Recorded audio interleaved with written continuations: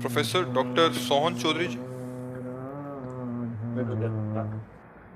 मर जी, आप कह रहे हैं कि आजकल भारत और विश्व भर के अनेक युवा तनाव, अवसाद, हिंसा, नशा और कट्टरवाद की ओर बढ़ रहे हैं। महाराज जी, इसमें मानवता को शांति और हाँ, समृद्धि की देखो, दिशा में। मानवता तभी आएगी भाई जब हम धर्म से चलेंगे। अधर्म, ये सब अधर्म के लक्षण हैं जितने आप कहे ना। और जब तक हम शास्त्र और संत गुरुजनों का संग नहीं करेंगे तब तक धर्म क्या है ये हमें पता नहीं चलेगा। तो आज का हमारा जो युवा पीढ़ी समाज है, ये जो बाहरी कल्चर आज का है, girlfriend, boyfriend, live in relation, ये बहुत हानिकारक है। पहले था कि हमारी इज्जत है, जिस पुरुष का वर्ण किया उसी के साथ, अन्यथा वो ब्रह्मचर्य से रहते, वो अपनी इज्जत समझी जाती थी। आज मनोरंजन है, लड़के लड़कियां शराब पीते हैं, मनोरंजन करते हैं। मतलब कैसे बताएं कि कितना हमारा समाज गिरता चला जा रहा है। जो बाप से बच्चे सुरक्षित चाहिए, वो बाप से ही बच्चे सुरक्षित नहीं रह पा रहे।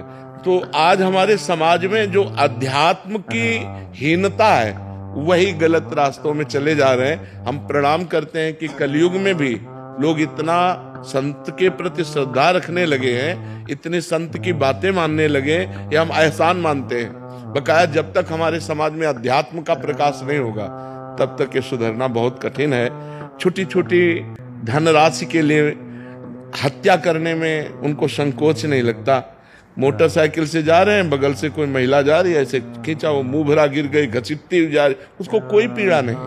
अपनी माँ बहन जैसे उसको कोई पीड़ा नहीं है। तो ये जो समाज में बढ़ गया है, इसके लिए अध्यात्म चाहिए, और अध्यात्म का प्रभाव होता है।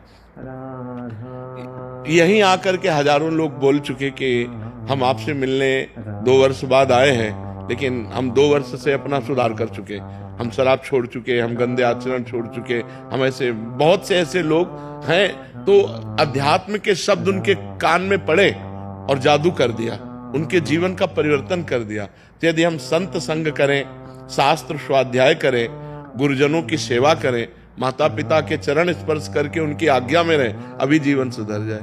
लेकिन सुधार बहुत कठिन होता जा रहा है, क्योंकि बच्चे बच्चियां, जो नई पीढ़ी है, वो बहुत बुरी तरह गिरती चली जा रही है। मतलब व्यभिचार की हद हो रही है, मतलब गंदगी की तरफ हम बढ़ते चले जा रहे हैं। हमें यह समझ में नहीं आ रहा कि हम अपना चरित्र नष्ट कर रहे हैं, अपने जीवन को नष्ट कर रहे हैं, उसे मनोरंजन समझा जा रहा है।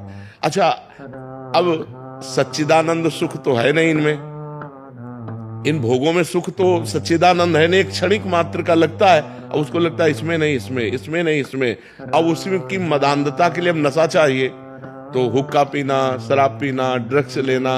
अब नशा के लिए पैसा चाहिए, माता पिता के साथ अभद्र व्यवहार करना, दूसरी जगह क्राइम करना, वो बड़ा मतलब धीरे धीरे वो क्रम से नष्ट होते ही चले जाते हैं। हमें लगता है समाज को सुधरने के लिए संग करना चाहिए, शास्त्र स्वाध्याय करना चाहिए, इसके बिना सुधार नहीं हो सकता। मति कीरति गति भूति भलाई, जब जे जतन जहां जे पाई, सो जानो सत्संग प्रभाव।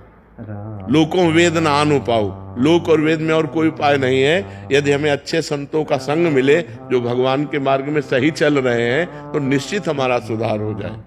नहीं तो समाज को सुधारने के लिए और क्या है, ना तो भगवान का डर रह गया है और ना कानून का डर रह गया है, अब सब मनमानी आचरण।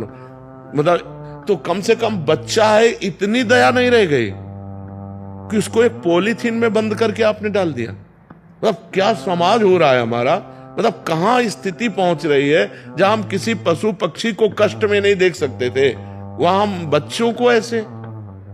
माँ को गर्भ में पता चला बेटी है, बोले साफ कर दो, हत्या करवा। कैसे हृदय हो रहे हैं हमारे माताओं के, कैसे हृदय हो रहे हैं हमारे समाज के।